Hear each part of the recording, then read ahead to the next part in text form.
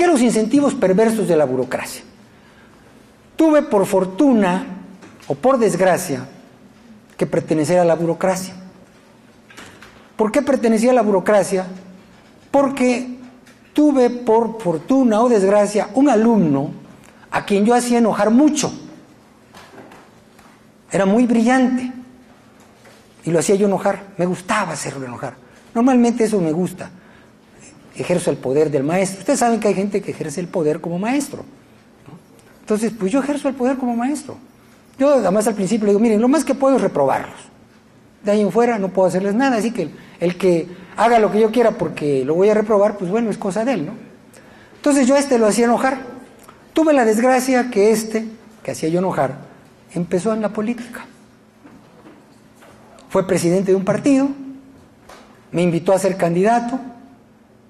Yo no quería ser porque casi siempre decimos que la política es algo asqueroso, algo feo. Ya hace poco leía yo un Twitter de Mario Vargas Llosa que decía, la política es asquerosa y sucia, y mientras más nos alejemos de ella, más sucia y más asquerosa va a ser. Entonces hay que entrarle. Yo siempre le decía a todos que entrara, y cuando me dijeron, bueno, entrale tú. Bueno, le entré a la política porque que era el presidente del partido, fue mi alumno, a ese que yo hacía enojar, y se vengó, y me metió a la política. Y después todavía peor, llegó a la presidencia. Y yo le di clase a él y a su esposa. Y ni modo de decirle que no, me decía, ahora no decía usted que había que entrarle. Le entré. Entonces esto me permitió entrar en la política. Y no me arrepiento. Le decía yo a uno de los amigos que digo que lo que voy a decir, si se toma literalmente, van a decir, pues claro, me enriquecí. Pero me enriquecí intelectualmente, me enriquecí en conocimientos. Y me di cuenta y descubrí algo, que casi siempre hablamos mal de los burócratas. Y descubrí algo muy interesante. Hay burócratas buenos, burócratas trabajadores. Fíjense, es un descubrimiento muy interesante. ¿Pero qué pasa con ellos? Precisamente no tienen incentivos. Y es más, los incentivos son perversos. Entonces, ¿qué tenemos?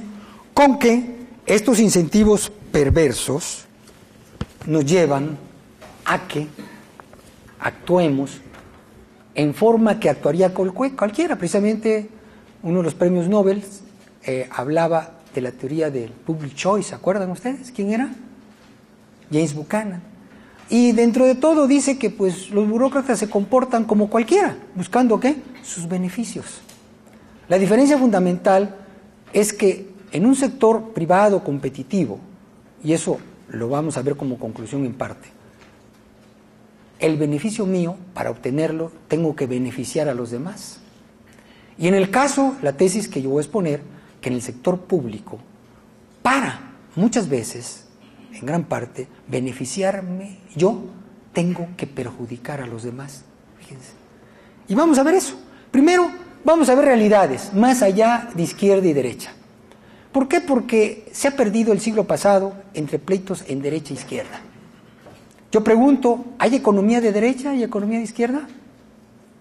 Ustedes han ido a un hospital que les digan, este hospital es de derecha. Aquí solamente atendemos a gente de derecha. Entonces llega, por ejemplo, pues ya de pocos países que se creen de izquierda, pero vamos a decir que llega un cubano que todavía no sabe que ya no tienen lana y que ahora tienen que hacerle una estatua a Obama a ver si les da lana, pero llega. O un venezolano que por aquí anda uno, o andan varios, que dice, no, pues yo soy de izquierda, soy chavista, y se enferma, y dice, no, pues a mí me tienen que llevar a un hospital de izquierda, porque en los de derecha no me van a curar. Pues decimos, está mal. La medicina es medicina y es la que cura y no cura. Igualmente en economía, más allá de estas posiciones, de que si le voy a un partido, le voy a otro, le voy a la derecha o izquierda, las políticas económicas se dividen entre las que funcionan y las que no funcionan. Tan, tan. Lo demás son, ¿qué? Cuentos. Entonces vamos a poner algunos ejemplos. Por ejemplo, el petróleo. ¿Cómo funciona el petróleo? La explotación del petróleo, en tres formas. Monopolio estatal con contratos sin riesgo con empresas privadas. Quiere decir, el gobierno es el monopolista. Yo le digo a una empresa privada, hazme un hoyo aquí me lo haces, y tú no vas a ir con riesgo de si sale o no petróleo, yo te pago. Otras, como en Brasil y Colombia, empresa estatal asociada con empresas privadas. También, por ejemplo, en Emiratos Árabes, que han tenido un gran éxito, así funciona. ¿De quién es el petróleo? Pues del gobernante, del califa, o no me acuerdo cómo se llama, el emir, o tipo ese que vive con unos lujos tremendos, digo, no tanto como los líderes sindicales del petróleo en México, pero con unos lujos tremendos vive el tipo ese, ¿no? Pero sin embargo ha beneficiado a todos los habitantes de Emiratos Árabes Unidos, que son como 800,000, son pocos, y además ha creado 7 millones de empleos entre hindús, pakistaníes y todo, y tiene un chorro de lana, y produce el mismo petróleo que en México, donde lo maneja el gobierno, en donde la empresa está quebrada. Hay también otra forma de explotación, empresas privadas en Estados Unidos. Y la pregunta es, alguien diría, bueno, es que México es una política de izquierda, y Estados Unidos es de derecha. No, Castro en este momento está llamando a empresas transnacionales para que vayan a explotar el petróleo y ninguna le hace caso porque no tienen la seguridad que va a pasar, porque no hay un fondo todavía o un entorno jurídico que garantice que no les quiten las empresas en 2 o 3 años. Entonces vemos que estas son las 3 formas en donde puede trabajar una economía. El gobierno toma los recursos materiales, es socio con particulares de los recursos naturales, o simplemente vigila y reglamenta que los empresarios manejen los recursos naturales. ¿Cuáles son los resultados?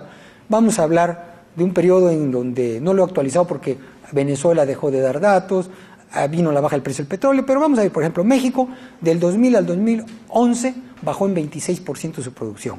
Venezuela bajó en 16%. Petrobras, gracias a la apertura que hizo Luis Enrique Cardoso, que después le echó a perder Lula, pero aumentó en 70%. Y Petrol de Colombia, que también estatal con empresas privadas, aumentó en 73%. Entonces ya empezamos a ver diferencias. Por ejemplo, éxito en perforación de pozos, Pemex el 47%, Petrobras el 59% y el 67% Petrol. ¿Por qué Pemex tiene tan poca éxito? Porque la retribución a quienes sacan el petróleo, perforan los pozos, es perforen o no perforen. Por ejemplo, ahí vienen las experiencias. Estaba yo en lo que se llama la comisión permanente, en donde se reúnen diputados y senadores. Yo fui diputado, no me da vergüenza decirlo. Digo, porque hay gente que le da vergüenza decirlo. Es más, un día iba yo en un aeropuerto con mi esposa y me gritan, adiós diputado, y mi esposa se adelantó y me dijo, ¿por qué me dejas? Digo, porque no quiero que vean que vengo contigo. ¿Sí? Entonces, pero a mí no me da vergüenza. Fui diputado. Entonces, en la sesión permanente propuse que hubiera contratos de riesgo. Se oye muy técnico, como interactivo. ¿Qué son los contratos de riesgo? Pues es los que usan en las plazas y en todas partes. Te doy para vender. Si vendes, ganas. Si no vendes, no ganas. Yo fui también empresario y estuve involucrado en el negocio de automóviles. Y ahí a los vendedores, ¿qué les decíamos? Ganas si vendes un auto. Tu sueldo es bajito, pero por cada auto que vendas vas a tener un porcentaje. ¿Y los tipos qué? Se apuraban a vender. ¿Ustedes saben cuál es la diferencia entre los salarios en Europa y en Estados Unidos? Yo sé que aquí hay algunos europeos y puedo molestarlos con lo que voy a decir, pero en Europa, primero, es más difícil crear empleos, hay más desempleo, el índice de desempleo es el doble que en Estados Unidos. ¿Por qué? La explicación fácil, bueno, porque es más difícil crear empleos en Europa que en Estados Unidos, tan. ¿Sí? ¿O no? No, que no te dé vergüenza, dilo. Entonces, ahí es un rollo crear empleos. Vaya, es tan rollo que se parece a nuestros países, fíjense, en Europa. Segundo, yo decía, ¿por qué en Estados Unidos hay mejor marketing? Porque también hay que decirlo, con todo respeto para los otros, el marketing en Europa está atrasado en relación a Estados Unidos.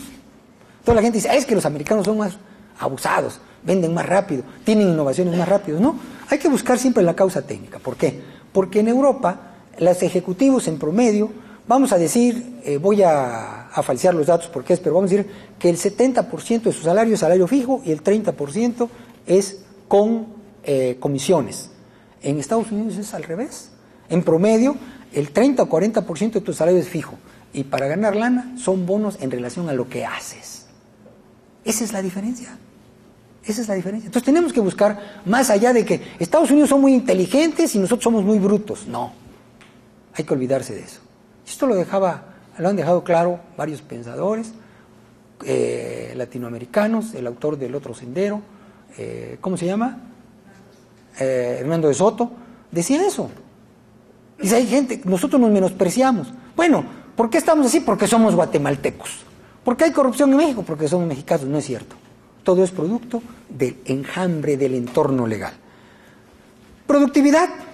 En petróleo, los barriles de crudo y refinados por trabajador 168, en Petrobras 52, en México 27. ¿Somos más flojos? No. Simplemente rinde ser flojo. Hay un monopolio, hay un sindicato, que trabajes o no trabajes, te dan tu lana. Yo recuerdo que estudié algunas materias en la Universidad de Nueva York, una maestría, que a mí no me becó nadie, yo tenía que pagarlas. Entonces un maestro judío, por cierto, brillante, venía de Israel, nos daba una clase, organización teórica. Y faltó porque se fue a Israel. Llegó el tipo apenado y dijo, señores, les voy a reponer las clases los sábados, discúlpenme, porque cada clase haciendo cuentas te salía en $80 no sé cuánto. Entonces la gente decía, yo vengo aquí a aprender y usted tiene la obligación de enseñarme, y yo pago. Y el día que no viene me lo repone. Fíjense qué actitud diferente. Y aquí es al revés. No viene el maestro. ¡Ah! No viene el maestro. Oiga, rector, el maestro este no viene. O el maestro este no enseña. ¿Ustedes han ido a poner esa queja alguna vez? No enseña, no importa, con que me pase ya la hice. Yo a mis alumnos lo primero que le digo, ¿quieren ser licenciados? Sí. Bueno, no se preocupen, ¿traen licencia de manejar? Sí, ya son licenciados. ¿Ya para qué estudian? O cómprense un título. El estudio para qué es, para aprender, y como yo le digo a mis alumnos, para divertirse. ¿Por qué vengo aquí? Porque me estoy divirtiendo con ustedes. Así que vamos a seguir. Ganancias por refinación. Petrol gana, refinando, Petrobras gana y México pierde. Por eso cada día importamos más. ¿Por qué pierde? Por exceso de personal. ¿Por qué? Porque en el sector público la gente no gana si gana la empresa. Por ejemplo, en Estados Unidos, petróleos del Golfo de México. México tiene un chorro de petróleo en el Golfo de México.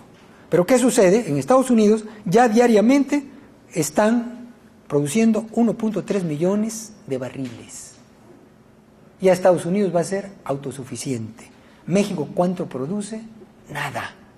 Las compañías en Estados Unidos son 30 compañías privadas, en México una estatal. Resultados para el gobierno. En Estados Unidos, ingresos de miles de millones de dólares en impuestos sin despeinarse. El gobierno no se mete a sacar petróleo, a que si saqué, aquí hay que pagar los impuestos y ustedes sacan lo que se les dé la gana. En México, gastos de cientos de millones de dólares de perforaciones sin éxito. ¿Qué beneficia más a la sociedad? No hablemos de izquierda o derecha, hablemos lo que sucede. ¿Quiénes ganan en México con el monopolio estatal? Los ganones, algunos funcionarios en turno y sus socios, empresarios, proveedores de perforaciones, de contratos sin riesgo y líderes sindicales. ¿Qué quiero decir con esto? Que alguien gana. En la corrupción no todos pierden. Hay quienes ganan con esa corrupción. Entonces, ¿qué es mejor para la sociedad? ¿Qué entorno jurídico económico empieza? Un empresario que tenga su propiedad y la competencia, o un funcionario público que tenga la posesión temporal y el monopolio de los recursos. Yo tuve la oportunidad de estar al frente de un banco, del banco de los bancos más grandes de México, estatal. Dios me castigó, ¿eh? ¿Por qué me castigó Dios? Porque yo siempre hablaba en contra de los bancos estatales. Y soy director de un banco estatal. Fíjense cómo yo en el Congreso metí un principio que decía, nadie debe ganar más que el presidente. Entonces vinieron y me dijeron, oye, pero es que en el sector paraestatal, en la banca, los salarios son muy caros y los directores, tenemos que poner salarios igual a los directores de la banca privada. Y dije, nadie gana más que el presidente. El que no quiere estar en un banco estatal, que se vaya. Y después soy director de un banco estatal y nadie gana más del presidente. Me di un tiro en el pie, me dicen. Oye, ¿por qué Pano tampoco? Pues tú dijiste que no ganara más que el presidente. Y de todas maneras teníamos que dar a algunos funcionarios, por ejemplo, a los que estaban en el bolsa de cambios, en el mercado de cambios y todo, y que calculaban los ingresos y egresos del banco, había que pagarles más porque no había gente que viniera a trabajar si no le pagabas más, porque estaba muy competido el mercado. Y había otros bolsones, flojones, que en otras partes ganaban menos. Pero ¿qué pasa? Les voy a decir mi experiencia, antes de esta, particular, para que vayan viendo los intebos perversos.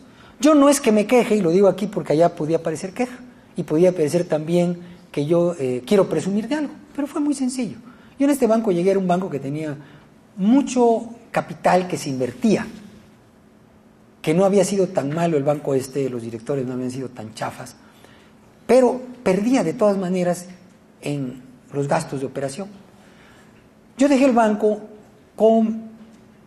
tuve 3 años, dejé con $300 millones de ganancias al banco, y dejé por primera vez que con sus costos, con sus ingresos de operación, pagaba sus gastos de operación. No utilizaba los ingresos por capital, por dinero invertido, sino además con sus costos. Entonces fue un avance. ¿Cuánto gané por dejar al banco ganando adicional? Nada. Si yo hubiera dejado al banco, como otros, con $300 millones de pérdida y con mayor déficit entre ingresos de operación y gastos de operación, ¿cuánto hubiera perdido? Nada. Nada. Entonces, por ejemplo, en ese banco, voy a comentar algo así medio jocoso. Cuando uno llega al banco, y lo voy a decir porque estamos lejos, siempre hay gente que lo quiere a uno decir, y me dijeron, fíjese, a ese nivel va, aquí trabaja una rusa, dice, ¿quieres conocerla? Dije, no, porque a lo mejor me gusta, luego no la quiero conocer. Porque pues para no andar en cosas, las tentaciones hay que evitarlas, ¿no es cierto? Se los digo a las muchachas para que agarren a los hombres, ¿no? ¿Qué tal si me gusta la rusa? Y alguien, fíjese, maloso, me dice, La conocí con Navidad y dije, sí está guapa esta rusa, ya. Pero después yo puse cámaras en el banco para ver, porque algunos llegaban y se salían. De repente me llega un gente y me dice, la conocían como la rusa, y dice, oigan, la rusa llega, checa, pone su huella digital, porque puse también huella digital, y se va, y llega en pants y se va. Caray. Adviértanle que ya no haga eso. Yo también no era de esos, cárranla, no, díganle que ya no haga eso, que llegue. Como a los 15 días me dice, la rusa sigue sin hacer. Digo, ¿qué procede? Pues despedirla. Pues despídanla.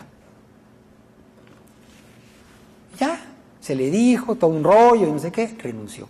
Pero lo que yo no sabía es que el novio de la rusa era un gran director de una cadena muy grande de medios de comunicación en México. Entonces, llamada de la presidencia de la República.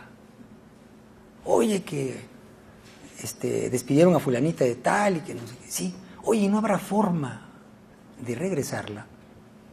Yo la verdad me sentía muy seguro porque el presidente era mi alumno. Pues sabía, y yo dije, pues si me corren, ¿no? Y que el otro menos, al otro también le eché para abajo algunas cosas, nunca me pidieron nada indebido, pero yo hacía lo que yo quería hacer. Entonces le digo, fíjate que no se puede. ¿Por qué? Pues porque ya la corrí y ni modo que se regrese, va a ser un mal precedente en todos los demás. Oye, es que mira, que digo, lo siento. ¿Qué gané con eso? Me eché de enemigo a un director de uno de los medios más importantes, cuando podía me atacaba. Bueno, ¿cuáles eran mis incentivos ahí? ¿Yo gané algo despidiendo a esta persona? Perdí. Imagínense que llamo a la rusa y le digo, la voy a regresar. Ay, pues, ¿cómo le puedo pagar? Sí, no. La neta, como dicen, yo vengo a hablar y me voy, yo vengo a hablar la neta, ¿no?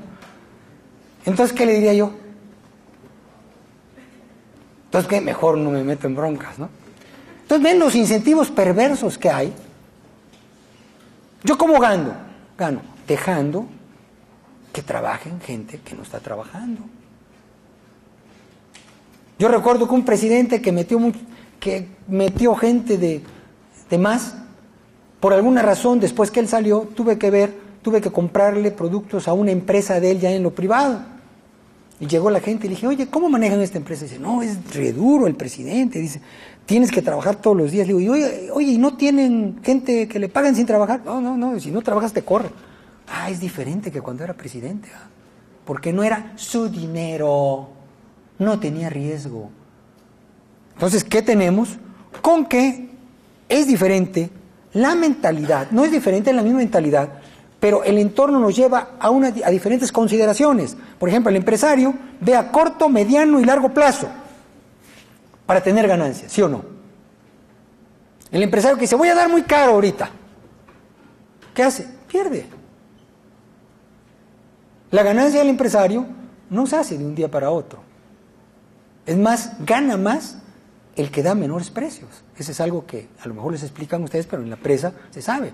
Si yo doy los más altos precios, a lo mejor gano menos que el que gana menos a corto plazo, pero le da más vueltas al inventario. ¿Qué el funcionario gubernamental qué hace? Pues su ganancia está, ¿qué? En la función pública, porque el que viene lo quita, ¿sí o no? No implica que ella haya sido un buen funcionario, no implica que él haya hecho las cosas buenas como muchos funcionarios. El que llega viene y pone otro y pone un papanatas arriba de él. ¿Por qué? Porque es su amigo, porque le va a tapar corruptelas. Pues la visión es diferente. Von Mises, que ustedes conocen, decía algo, que el hombre actúa cuando considera que va a mejorar. La acción humana se las voy a reducir, con permiso de los profesores que hay aquí, que van a decir, qué simplista, ¿cómo se las explico a mis alumnos? ¿Qué decía Mises? La gente, si yo estoy aquí y hago esto, es porque creo yo que aquí voy a estar mejor que aquí. O al revés, yo si estoy aquí me veo más chaparro, aquí me veo más alto, creo que estoy mejor y que ustedes van a tener una mejor misión mía, por eso me pasé aquí, porque yo creo, a lo mejor aquí me veo ridículo, pero yo creo que me veo mejor. Entonces, eso es lo que dice Mises. Dijo una verdad de perogrullo, pero que es olvidada para los demás. Y la otra cuestión que hace Mises es que nadie sabe a priori qué es lo mejor para cada quien. Sabemos que la gente busca lo mejor, pero no podemos a priori planificar y decirle, ¿te gusta viajar? Ok, vámonos a Bangladesh. Oye, yo quiero viajar, pero yo quiero viajar a Disneylandia. ¿No que querías viajar? Entonces, no sabemos a dónde. Entonces, la libertad responde a que no sabemos a priori qué es lo mejor para cada quien, pero sí tenemos que dejar claro que la gente actúa cuando esa acción lo va a llevar a un grado de satisfacción que no tenía antes. También hay algo que se confunde. Se piensa que la ganancia en dinero es el motor de la economía. No, la ganancia es una forma de satisfacción. Yo no voy a estar mejor únicamente con dinero, que es muy importante, sí. Un banquero decía, el dinero no lo es todo, pero me quita los nervios. Digo, porque hay las posiciones extremas. El que dice, no, el dinero es malo, el dinero es... Ahí pueden leer en el libro La rebelión de Atlas de Ayn Rand, algo muy bonito que reproduzco en uno de mis libros, que obviamente les aconsejo que lo compren y lo lean. Lo compren porque yo recibo un pequeño porcentaje de los libros. Entonces, obviamente, no es lo mismo que yo no venda libros a que venda libros. Si fueran mis alumnos, los obligaría a comprarlo. Y se los digo a mis alumnos, cooperen con algo. No vayan a sacar fotocopias porque los acuso de violar derechos de autor y los repruebo. Entonces, compren el libro nuevo, usado no porque trae bacterias. Pero bien, esto es lo que decía Mises. La gente actúa cuando va a ser mejor. Por ejemplo, hay quien puede dedicar su dinero a los niños pobres. ¿Está actuando en su beneficio? Sí, en su satisfacción. Si yo no estaría satisfecho, pues no me importa. En lugar de darlo para las mujeres buenas, lo doy para las mujeres malas. Cada quien decide qué hacer con su dinero. Pero él es el que decide. Y si no lo dejamos que decida, no va a crear riqueza. El ser humano responde a estímulos, como decíamos, económicos, ganancias, morales, principios, sociales, aceptación. ¿Por qué tenemos una casa más grande? Porque nos gusta que vean que traemos una casa más grande. ¿Sí o no? La neta. ¿Por qué traemos un mejor carro? Para que el otro diga, ay, mira qué bonito carro. ¿Por qué algunos usan ropa de marca? Y ahorita traigo de marca. Porque estaba en barata, la neta. Pero traigo de marca. Y son de esas marcas que atrás dice Náutica. Lo que no dice que la compré en un mall de esos, ¿cómo se llaman? Outlets, ¿no? Pero se ve bien, se me ve bien. Ya. Entonces, ¿qué tenemos? Con que el hombre es presumidillo por naturaleza. Claro, a veces exagera. Y a veces en eso se queda. No le importa si la casa es demasiado grande, lo que quiere es que los demás lo vean. Bueno, en tanto sea su dinero, es una forma de aceptación social. Y hay que permitirlo. ¿Se vale criticarlo? Sí. Yo soy crítico. Mira el carro que trae y no lo ha pagado este. Invita a todos con su tarjeta de crédito y las debe. Pero bueno, no es dinero de todos. Ganancias. Empresa privada, y aquí vienen los incentivos perversos. Ahorro en gasto. Yo como empresario tengo que ahorrar en mis gastos, bajar mis costos para ganar. Gobierno, las ganancias están en derrochar el gasto. Fíjense, yo estuve ahí. ¿Cómo son las ganancias?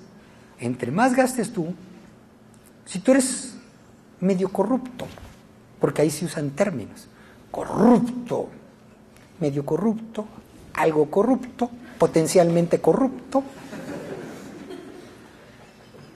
medio corruptillo. Si no le das, no te piden. Entonces vemos que el derroche en gasto. Por ejemplo, en las ganancias en empresa privada es orden y rapidez en el servicio, ¿sí o no? La ganancia en el gobierno, ¿de dónde viene? Desorden y lentitud en el servicio, ¿sí o no? Yo voy como constructor. Fíjense, yo como constructor le digo a un proveedor, oye, necesito para mañana tantas toneladas de varilla. Si no me las traigo voy con otro. ¿Qué hace el otro cuate? Los pone a trabajar toda la noche, que no hay camión. ¿Cómo que no hay camión? Traigan y esto y el otro, y está ahí, y van las varillas al otro día, ¿sí o no? Pero voy por el permiso para construir. ¿Qué dice el tipo? Mire, tenemos mucho trabajo, déjeme encontrar las cosas, ya ve el desorden que hay aquí. Oye, ¿para cuándo me tiene permiso? Mire, vamos a ayudarlo dentro de 4 meses. No es posible, sí, señor, desgraciadamente. Oye, es que usted no es el único, tenemos que atender a mucha gente. Es más, mire, si sigue así de pesado, sálgase de aquí. Ya el tipo se sale y de repente se encuentra una gente afuera. ¿Qué le pasa? No, que aquel permiso me lo da en 4 meses. Y... ¿Cómo? Yo lo puedo ayudar. Oiga, muchas gracias. Yo se lo puedo sacar en 1 semana. Oiga, ¿me permite besarle la mano? No, nada más denme una lanita. ¿Por qué? Bueno, va el tipo y le da la lana. Corrupción. Por eso en uno de mis libros, que se llama Los ricos del gobierno, hago la diferencia entre socio de la corrupción, que hay muchos empresarios, y extorsionado por los corruptos.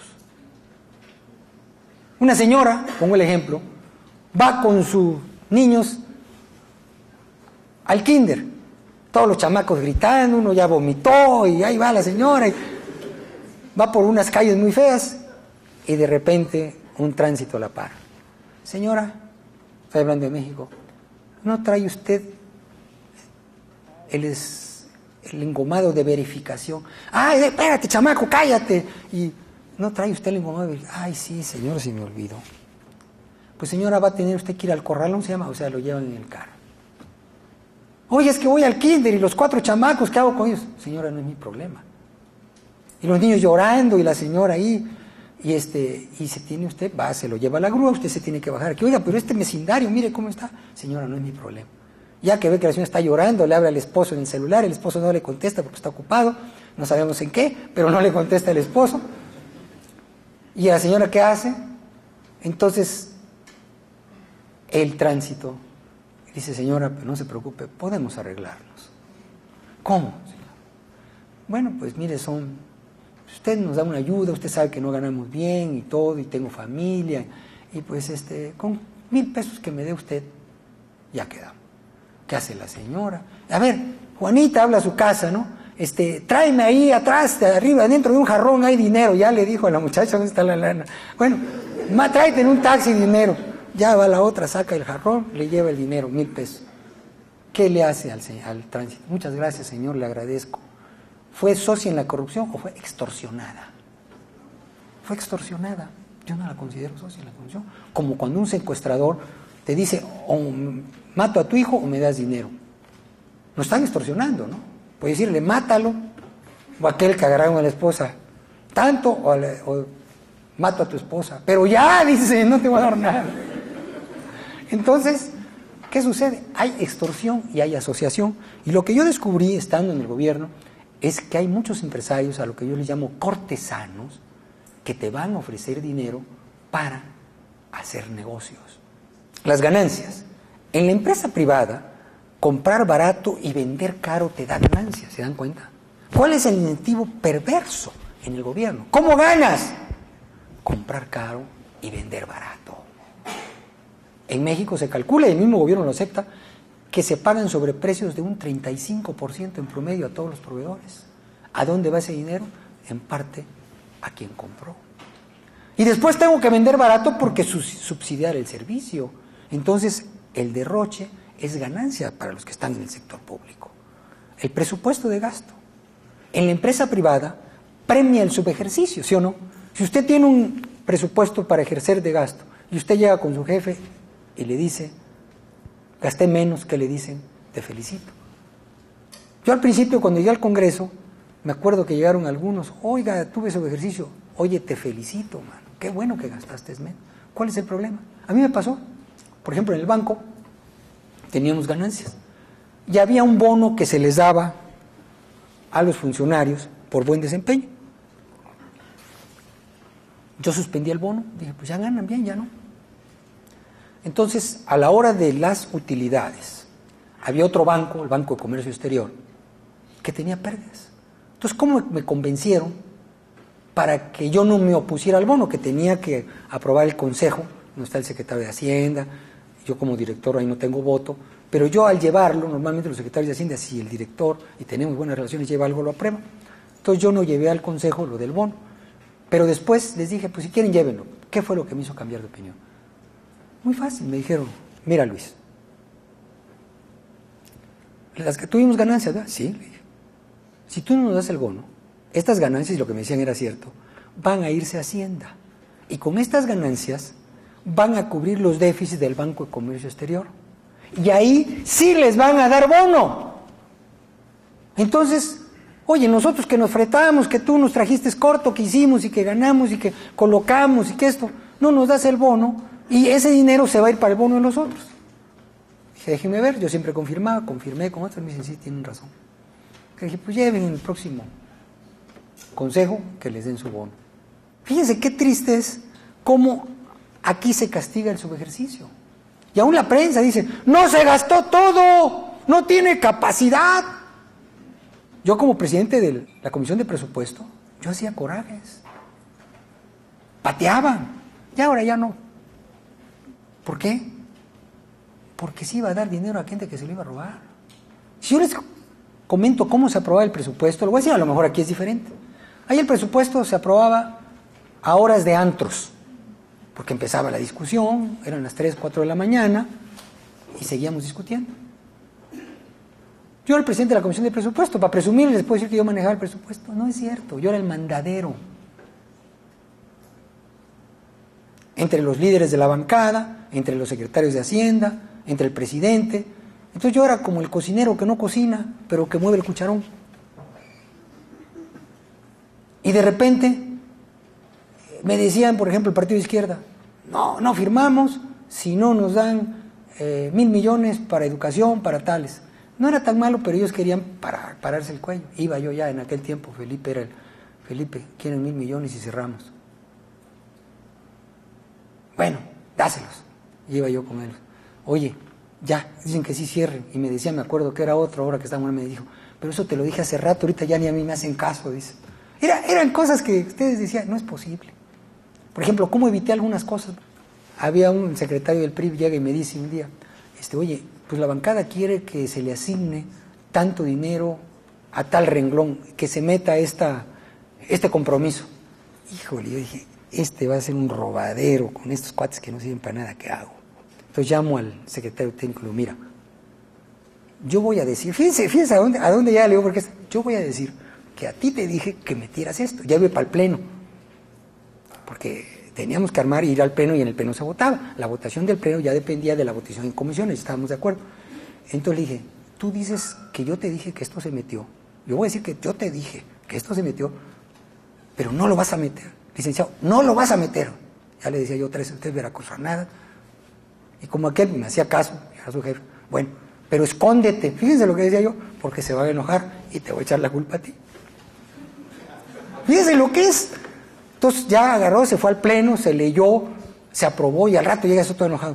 Oye, te dije que esto para los campesinos, que no sé qué. Si se metió, yo le dije al secretario técnico que lo metiera. No lo metió. ¿Dónde está? No sé, búscalo. Búsquelo al secretario técnico. A ver, ¿por qué no? Y no se metió eso. Y salió el presupuesto sin eso. ¿Ustedes creen que en un país verdaderamente democrático eso se haga? Pues sí, pero por el bien. Ustedes dicen, oiga, pero usted mintió. Bueno, también Lincoln mintió, no sé si vieron la película Lincoln, no soy Lincoln. Lincoln le dio lana a unos congresistas para que aprobaran la ley de echaran abajo la discriminación racial a los negros. ¿Fue un acto de corrupción? Sí. ¿Se dice que hay un bien mayor? Sí. Y también ahí viene la cuestión ética del bien mayor. Soy corrupto para evitar otras cosas. Ahí se las dejo nada más. Presupuesto de gasto, entonces castiga el subejercicio. Hay que gastarse todo. Porque además, si yo no me gasto todo, ¿qué sucede? El año siguiente me dan menos. A mí me pasó. Yo decía, regrésenlo. Es más, a mí me pasó en mi comisión en el Congreso, que nos daban una lana para gastarnos y no nos las gastábamos, y les dije, regrésenlas. ¿Sabe qué me llegaron? Llegaron los contadores del Congreso y me dijeron, es que aquí no se regresan las cosas. ¿Cómo? No hay forma. ¿Qué hice? Repartí la lana entre los que menos ganaban ahí. Le dije, bueno, pues repártense. No había mecanismo para regresar dinero. La corrupción en el gobierno. Diferencia entre socio y víctima de la corrupción. Ya lo vimos. No hay que confundir entre la víctima de la corrupción y el socio. Aquí también tenemos que dejar claro los socios privados de la corrupción pública. Porque a veces hablamos como si en el gobierno estuvieran los malos y en la empresa privada estuvieran los buenos. Repito, en más del 90% de los actos de corrupción en el sector público hay empresarios privados a los que yo llamo cortesanos, que le proponen, que le dicen, que se prestan para lavar el dinero.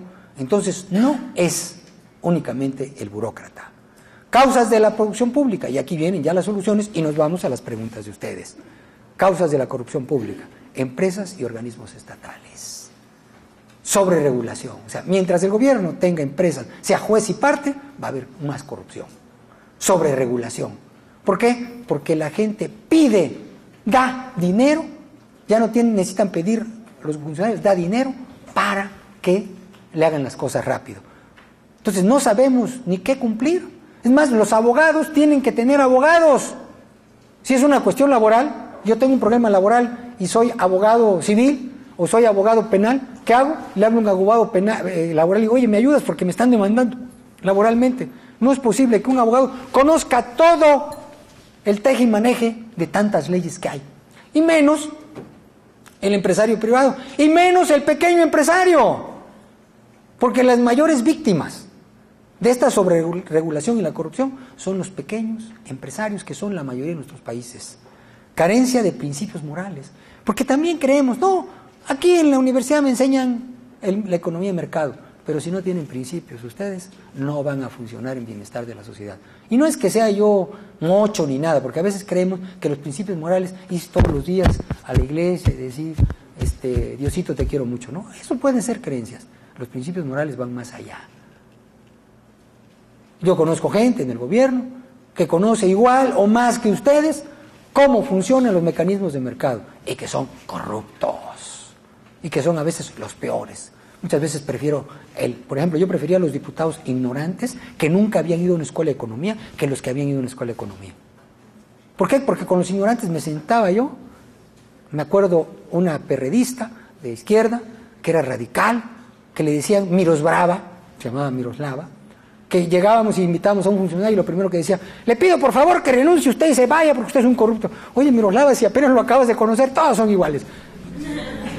Entonces, cuando el gobierno quería aumentar el gasto, ella estuvo de acuerdo.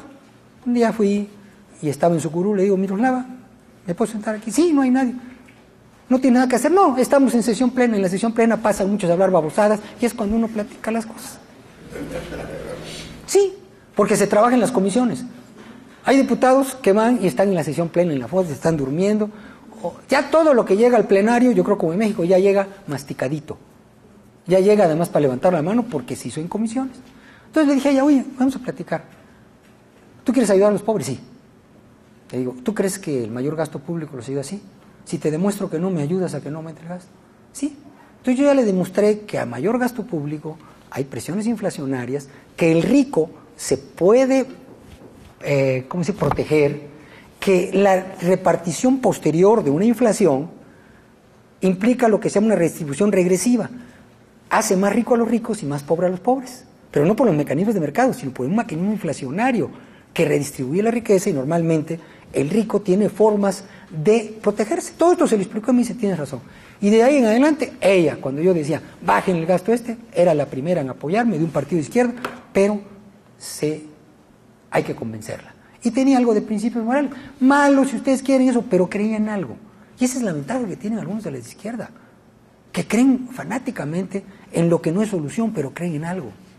Y el problema de muchos de los que se dicen empresarios es que no creen en nada. Quieren ganar lana y no les importa pactar con el diablo. Yo creo que eso es peor. Pero bien, sobre regulación, carencia de principios morales y ausencia de estímulos por productividad. Yo llegué metiendo, oye, le pagamos más y se hace más. No, aquí hay sindicato y todos por igual. Entonces, si usted le paga lo mismo al flojo que al diligente, pues va a tener más flojos que diligentes. Incentivos perversos en la burocracia. Si gana la empresa estatal que dirijo, no aumentan mis ingresos.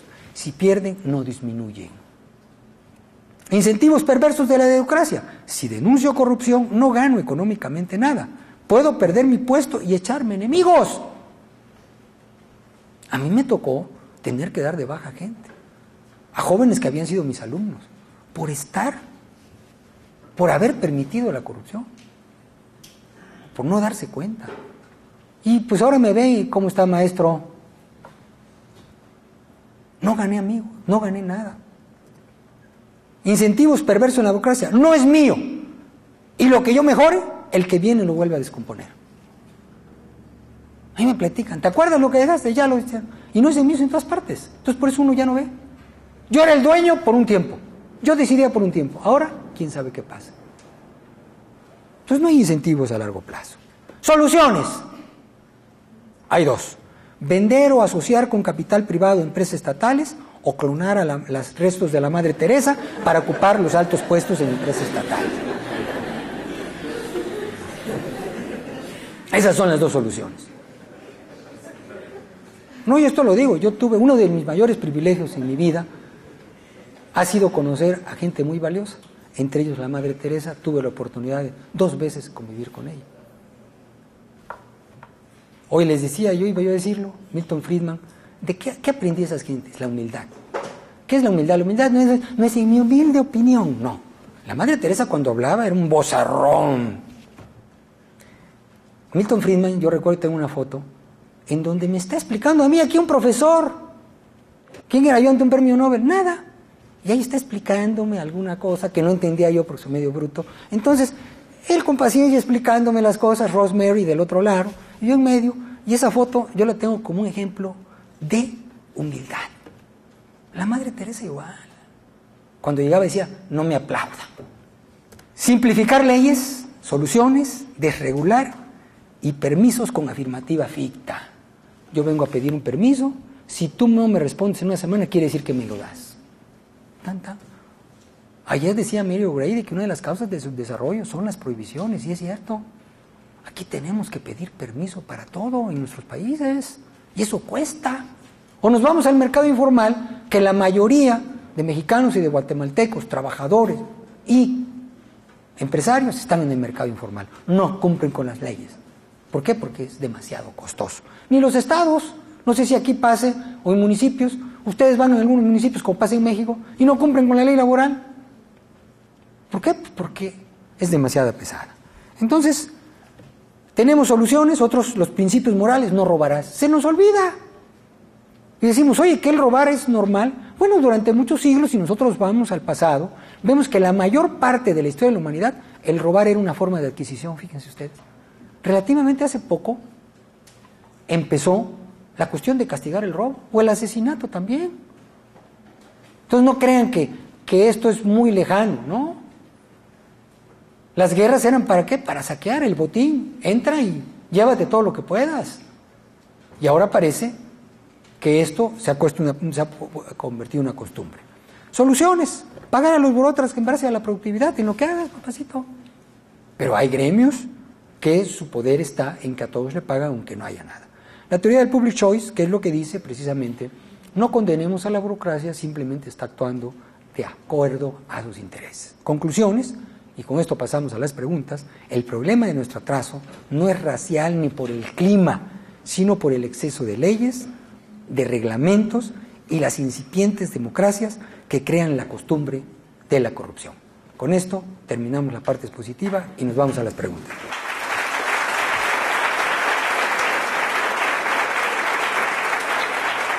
Bien. Buenos días. Mi pregunta es, ¿cómo cree usted que repercuten los incentivos perversos en los subsidios estatales? Definitivamente. Mire, el Banco Mundial y el Fondo Monetario, Banco Mundial, que presta para subsidios, es el primero en alertar que en la mayoría de los países, y viene en mi libro que usted va a comprar, ya le vi la cara, dice citas textuales del Banco Mundial, en donde dice: los subsidios incentivan la corrupción y el derroche. Y además, en nuestros países se desligan o se van hacia el clientelismo político.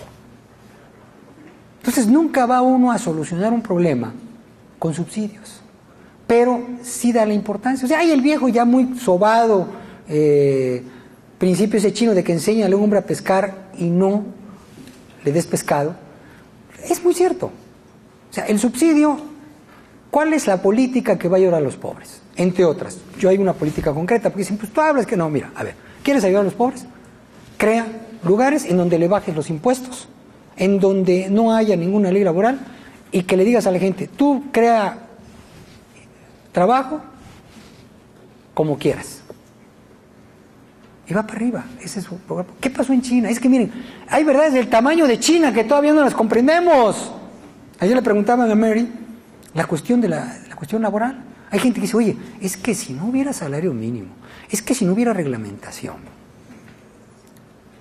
¿qué habría? Menos trabajos, la gente le pagaría menos. Claro, hay un proceso, no es de la noche a la mañana. ¿Qué pasó en China? ¿A qué fueron los inversionistas a China? ¿Fueron porque son buenos, son hermanos de la caridad, querían ayudar a los chinos? ¡No! Porque querían aprovecharse, explotar el bajo nivel de vida de los chinos. Llegaron con dientes como vampiros y agarraron a los chinos y los pusieron a trabajar. ¿Correcto? ¿Cuánto le pagaban? Una miseria. ¿Y qué pasó? Todos dijeron, ¿a dónde podemos pagar sueldos miserables? En China, vámonos a China, vámonos a China. Ellos no les importaba beneficiar a los chinos. ¿Pero qué pasó? Empezó la demanda de trabajo y empezaron a subir los niveles de los chinos. Y es el país en donde más rápido han salido de la miseria. Yo estuve en China antes de todos estos cambios y después les decía yo a un empresario de allá en China, oye, ¿y cuál es la carga laboral? Dice, mira, aquí te dicen, arréglese con ellos. ¿Qué es? Mercado libre. Y para mí, pues hay lo que quiera darme. Hay corrupción también. Pero hay al que agarran en la corrupción, lo mata. Me contó un empresario que fue a denunciar que le habían robado su cartera. Bueno, la denunció. Después dice, como a los 15 días llegaron a mi empresa. oiga, ya encontramos su cartera. Ay, muchas gracias, sí. Lo invitamos a que presencie usted la ejecución del que se robó su cartera. Digo, no voy, gracias. Entonces, ¿es una dictadura lo que ustedes quieran? Sí. Ahorita van a matar a uno también de líder de empresas estatales que estaba metido en la corrupción. La cuestión es esta. El empresario llegó ahí a hacer lana. ¿Ya ha beneficiado a los trabajadores? Ya me decían el viaje que hice a China hace poco, que en un corredor de Shanghái, no me acuerdo qué, de pura maquiladora, ya hay escasez de mano de obra. Y los supervisores ganan más ya que en México. ¿Qué están pensando ahora los explotadores transnacionales? Pues el mismo pensamiento de la Madre Teresa. ¿Qué diría la Madre Teresa si los inversionistas le dijeran, ¿dónde debemos invertir? La Madre Teresa, ¿qué diría? Vayan a los lugares más pobres donde hacen falta, ¿sí o no? ¿Correcto? Irían allá con subsidios, ¿no? Esa es la solución. Ahora, ¿sabe dónde se van a ir? Van a empezar a decirse, ya China ya está creciendo menos. ¿Por qué? Porque ya tiene mayores costos. Cuando yo fui, los chinos comían una vez al día, lavaban ahí tengo las fotos, lavaban sus cosas en las aguas negras, estaban en Pekín y todo, miles de gente sentados sin trabajar.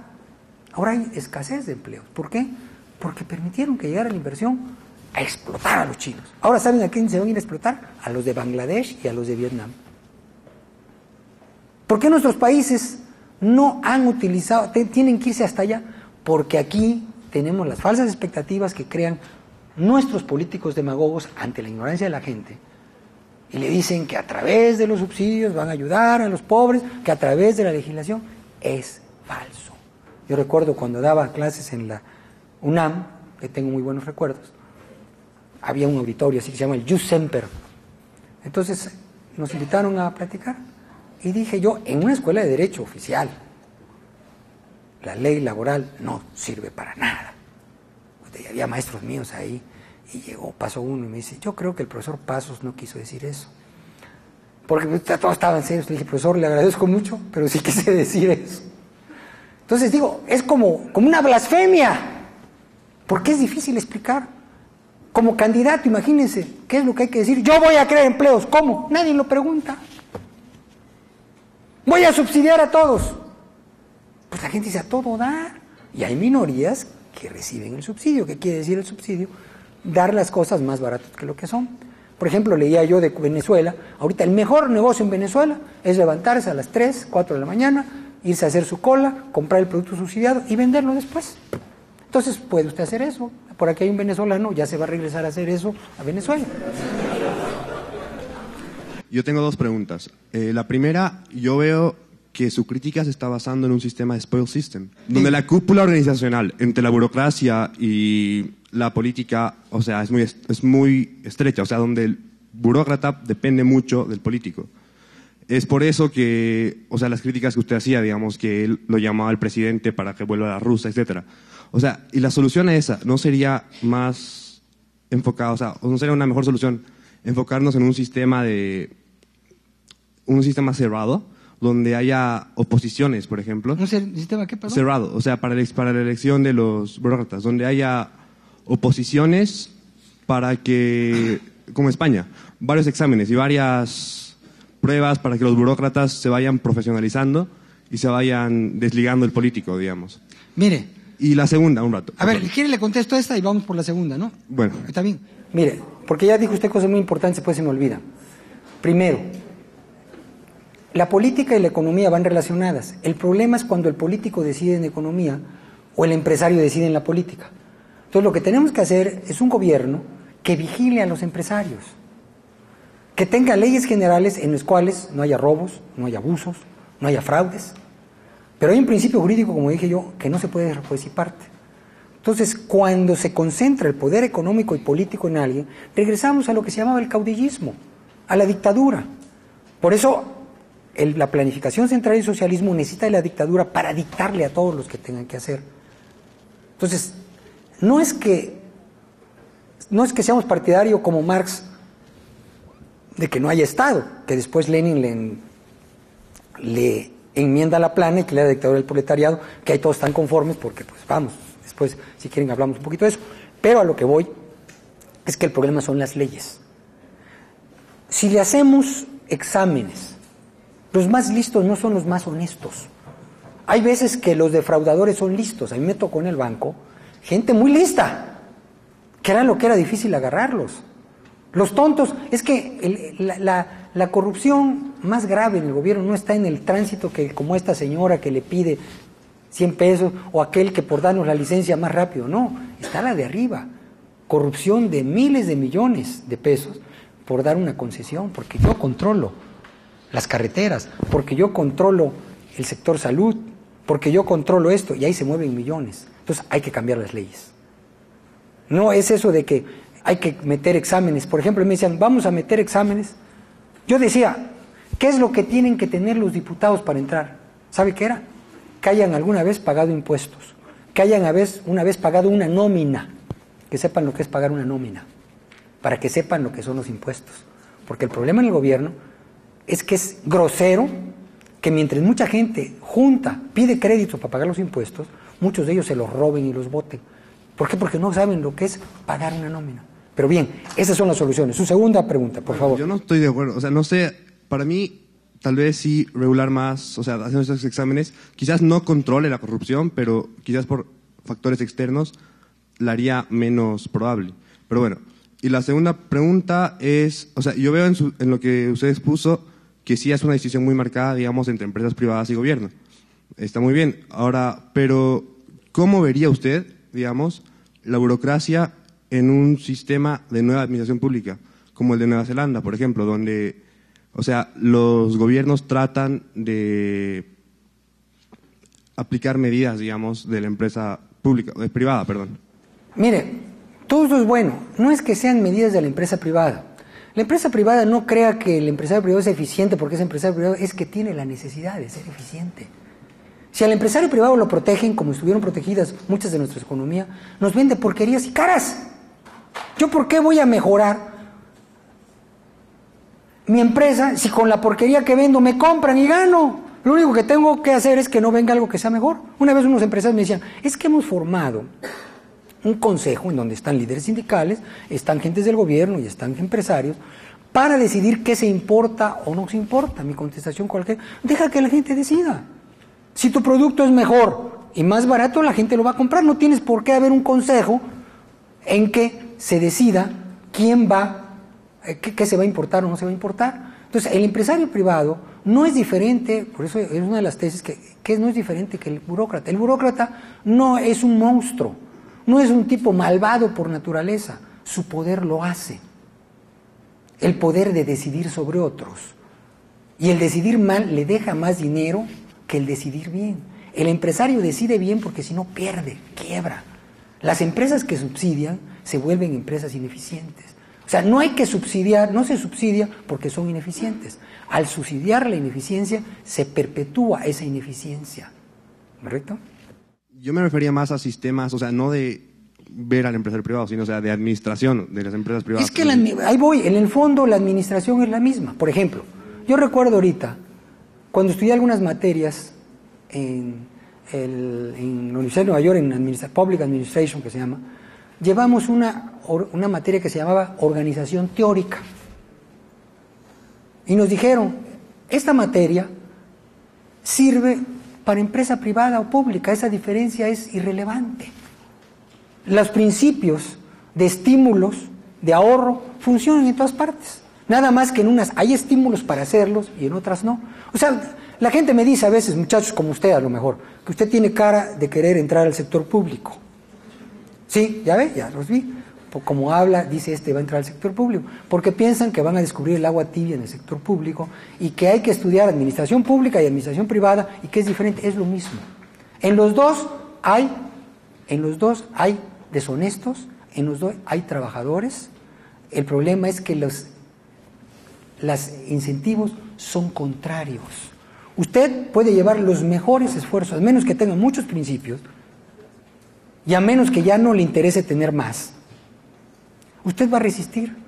Pero hay gente, a mí me tocó, le voy a decir algo, muy personal, pero en fin, estamos aquí. A mí me tocó decidir sobre la liquidación. Yo tenía a mi cargo la liquidación dentro del banco de Ferrocarriles Nacionales, que tenía activos por 3,000 millones de dólares, en principio a vender. Puse a una de las gentes que había sido asesor de muchas empresas privadas en donde yo había participado, que había sido contralor en la universidad, que lo conocía yo hacía 30 años, pero nunca había estado donde había que manejar tanto dinero. Sabía administrar, pero me falló.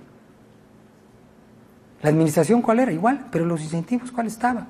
En vender a sobreprecios. Y usted sabe lo que es un 3% sobre 3,000 millones de dólares. Hagan la cuenta. Entonces, ¿qué tenemos? Hay una administración especial en el sector público que sea diferente a la inversión. No, se lo dice alguien que estuvo 12 años en el sector público y que estuvo en muchas empresas privadas. Fundamentalmente es el mismo. ¿Cuál es la diferencia? Que en el sector público, cuando usted tiene decisiones económicas, cuando tiene su sobrereglamentación, cuando tiene poder, el hacer la decisión correcta no le deja más que satisfacciones. El hacer normalmente la decisión incorrecta le deja dinero. El yo negarle a alguien un crédito, y aún en el sector privado lo hay, y el forzarlo un poquito a que le voy a dar el crédito y él depende de inversión, me da dinero a mí. El retrasarle un permiso me da dinero. El prohibirle algo y después dejarlo hacer me da dinero. Eso es lo que voy aquí. No hay una diferencia esencial en la administración pública y privada. Claro, a lo mejor aquí pues también en la universidad pues tienen que ganar dinero y crean administración pública, administración privada y hacen diferencias que son, con todo respeto para Gabriel, que son a veces secundarias, que sirven sí, pero la administración es la misma. Si usted no cree, qué bueno, yo le estoy diciendo mi punto de vista, cuando usted llegue al sector público se va a acordar. El sindicato no quiere que le hagan exámenes, por ejemplo, en México, para ver qué profesor está, ¿cómo se llama? Un examen básico, no psicológico, nada más qué profesor sabe y cuál no sabe. No quieren. ¿Por qué? Porque ellos determinan las plazas. Entonces, búsquele, estudie, pero al final las diferencias son secundarias. Bien, adelante. ¿Qué acciones podemos tomar los ciudadanos para cambiar los incentivos de los funcionarios? Mira, esa es una pregunta que nos hacemos. ¿Vale la pena el tratar de cambiar algo? Es como de tener una mole que se viene sobre ti. Hay quienes no tenemos la idea de que vamos a cambiar el mundo, de que somos redentores. En México hablan del Mesías tropical, así le dicen a un candidato de izquierda, Andrés Manuel López Obrador, que yo escribí un libro criticándolo, y aquí lo puedo decir, somos amigos desde niños. Porque hay una diferencia. Y cuando él me da un abrazo, y cuando yo lo veo también recuerdo, y por muchas cuestiones privadas, de familias, yo le tengo estimación. Pero sería un acabose que llegara presidente. Le dicen el Mesías tropical allá, porque va a redimir todo. Esos son los más peligrosos. El que crea que va a resolucionar todos los problemas de un país, amárrenlo. Amárrenlo, Es peligroso. Ahora, ¿qué tenemos que hacer? Poner nuestro granito de arena. ¿Y cómo le vamos a hacer? Cambiando personas. No, hay que cambiar leyes. Y atrás de el cambio de leyes, no hay razones, hay intereses. Mucha gente de la izquierda que dice que lucha por los pobres, lucha para recibir lana. Mire, le voy a decir algo. Cuando yo llegué al Congreso, había fuera del Congreso carpitas con gente muy humilde, niños, no tenían ni dónde ir al baño ni nada. Y cuando llega al Congreso, me lo decía el que era en ese tiempo secretario del Congreso, dice, mira, ya me voy de aquí porque son 500 jefes. Cada diputado se cree jefe. Pues yo llegué y realmente estaba en lo que llaman la burbuja, presidente de una comisión de las más importantes, a ver que venga el secretario, que es la cuestión administrativa. Le dije, oye, ¿cómo es posible que alrededor del Congreso estén toda esta gente? ¿Qué no le podemos atender? ¿Por qué no se le ha atendido? Se sonrió. Dice, mira Luis, ¿quieres que se vayan? Sí, nos cuesta 15 millones de pesos. ¿Cómo? Sí, es lo que quiere el líder. dice el presidente saliente, que fue Zedillo, que fue un buen presidente, un tipo positivo, y se le sacaron 7 millones. A toda esta gente la traen engañada. ¿Para qué vamos a hablar con ellos? Lo que quiere el líder es 15 millones y se va. Otra cosa es que truene, que vea que no le vamos a dar y se vaya. ¿Por qué te digo esto? Porque hay muchos intereses atrás de las ideologías. Entonces es difícil cambiar las leyes que tú ves que son ilógicas. Entonces tienes que convencer, tienes que buscar, es el cambio de leyes. Estados Unidos no es menos corrupto porque allá porque son güeritos y son altos y todo, no. Es porque las leyes son menos propicias a la corrupción. ¿Qué pasó en los años 20 cuando prohibieron el licor? Ahí está Al Capone en las películas. Todos eran una corrupción brutal. Entonces, ¿qué podemos hacer? No enfocarnos únicamente en condenar. Por ejemplo, ahorita tienen ustedes un episodio que la vicepresidenta está metida en un problema de aduanas, ¿no es cierto? Si no es la vicepresidenta, va a ser el que sigue. ¿Cuál es la forma de solucionarlos? Abrir las aduanas. Quitar todos los peajes, que entren los productos. Yo tengo una foto donde estoy contentísimo entre las aduanas, entre España y Francia, llenas de telarañas. Ya, pasan todos. ¿Qué pasó? Se acabó Francia, se acabó España. ¿Quiénes se beneficiaron? Los más pobres. Por ejemplo, ahí viene la cuestión que no tenemos idea. Vamos a decir que mañana hacemos un tratado de libre comercio con Estados Unidos. Nos van a acabar los gringos. No es cierto. Eso decían de México. ¿Quién se ha beneficiado más con el tratado de comercio? México, Estados Unidos. México. También los gringos se han beneficiado. Es que hay políticas en que todos ganan, nadie pierde. Entonces, eso es lo que usted debe aprender aquí. Y después tratar de convencer a más de que cambien esas leyes. Entonces, decir, la corrupción no es la vicepresidenta. Es las aduanas. Hay que irnos al fondo. Así podemos ayudar más que el echarle la culpa. Estamos llenos de corruptos. No, estamos de leyes que propician la corrupción y esa era la tesis de esta plática. Adelante, por favor, si eres tan amable. Mucho de lo que usted ya contestó, pues era parte de la pregunta que yo le quería hacer, pero de todas maneras va a venir un comentario por eso. Yo soy MAPI 2006, estoy graduado de esta casa de estudios y entiendo muy bien su exposición, pero yo siempre tenía una duda que al final de todo este ejercicio que hay que hacer leyes y todo, pareciera como que la honestidad es un problema. Entonces, yo trayendo ese tema al colegio de mis hijos, yo siempre hago el mismo comentario. Cuando le hacen un examen de admisión a un niño realmente no sabe mucho, ¿verdad? Y lo que van a ver solo son algunas habilidades. Y yo lo que siempre he propuesto es que el examen de admisión se lo deberían de hacer a los papás.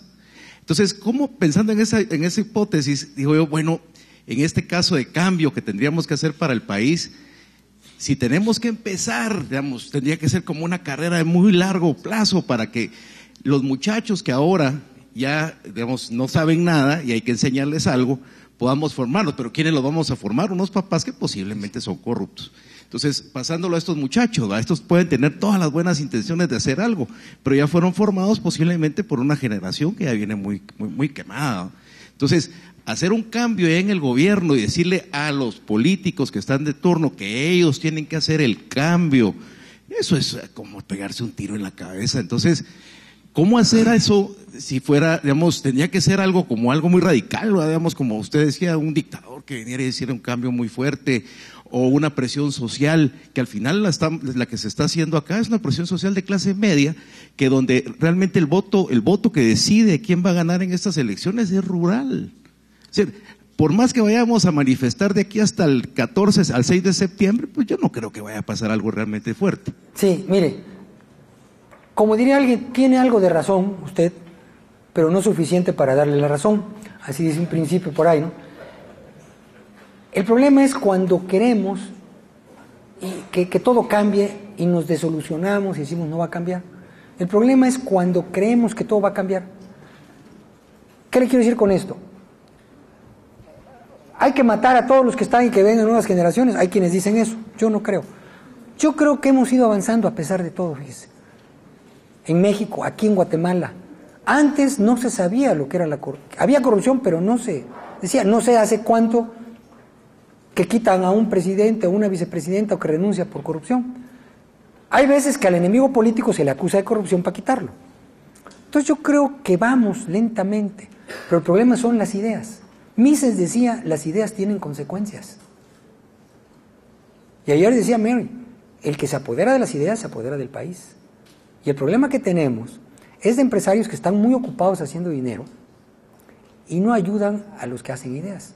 La Madre Teresa decía algo muy bonito. Decía, ustedes denme y yo me doy. Entonces, hay que decirle a los empresarios, a ver, ayuda a la Marroquín, ayuda a los diputados que están haciendo las cosas bien, que tú crees, y sigue haciendo dinero. Pero tienes que ayudar a aquellos que van a llegar al poder político. Precisamente han llegado papanatas a nuestros países porque la gente humilde pues quiere dinero rápido, la gente de clase media no comprende los problemas y los que los comprenden están muy ocupados haciendo dinero. Entonces creo que no tan solo deben cambiar las leyes, sino también nosotros. Mucho de lo que aquí dijimos parte de un principio que se llama et ceteris paribus, que quizá ustedes sepan, sin que otras condiciones cambien. Sin que la moral cambie, fíjese, es importante y no hay que despreciar que es importante subir la moral y los principios, pero vamos a decir con unos mismos principios morales. Las leyes y la concentración estatal, et ceteris paribus la moral, crea más corrupción que un sistema que no tiene tanta poder económico el gobierno. Aún con la misma moral va a haber menos corrupción. Entonces lo ideal que es aumentar los principios morales y bajar lo que tiene el gobierno.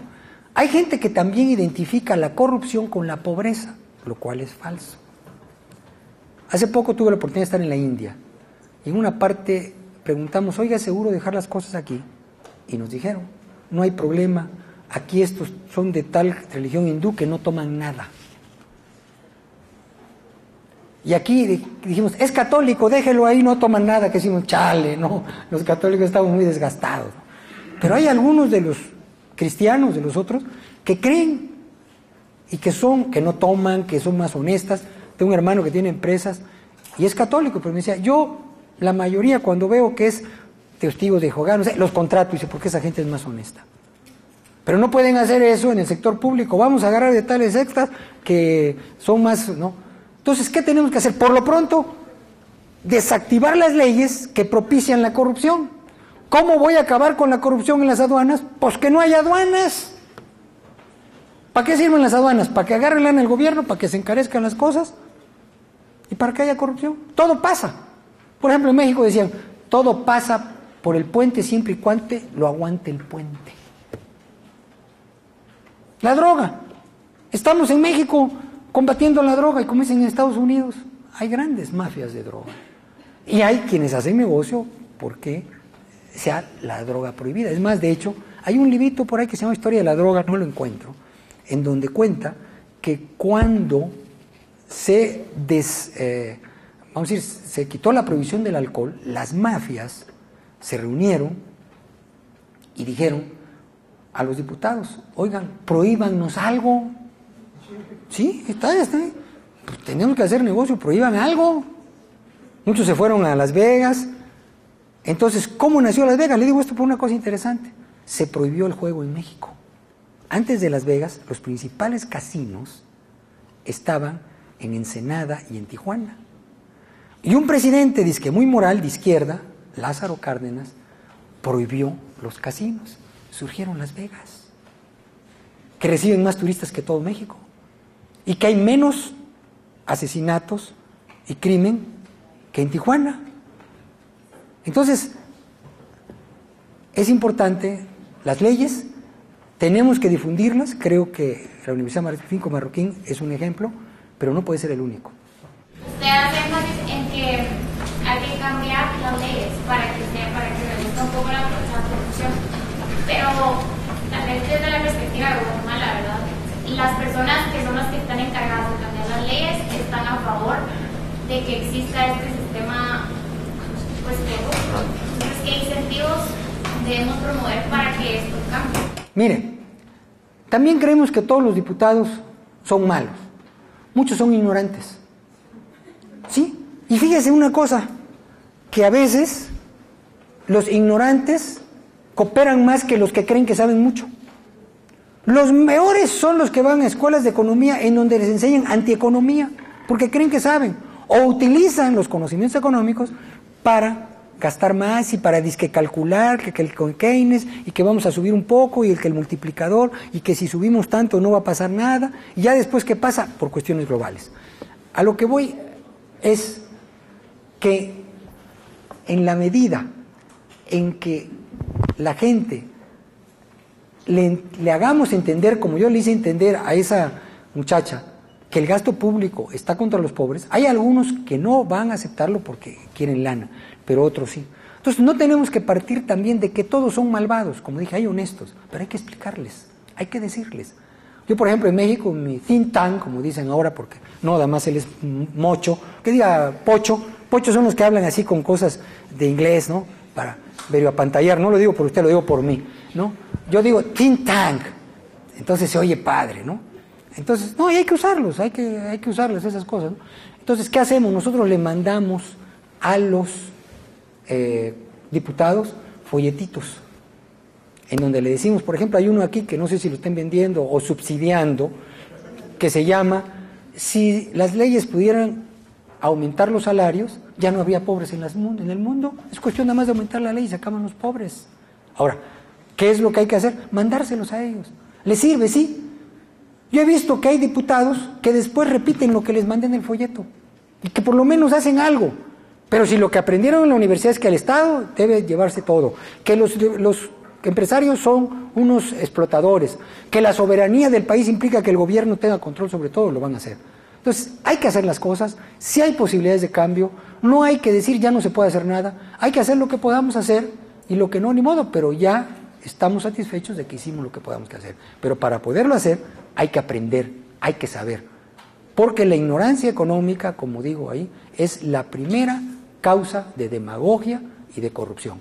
Muchas gracias y muy amables por habernos escuchado.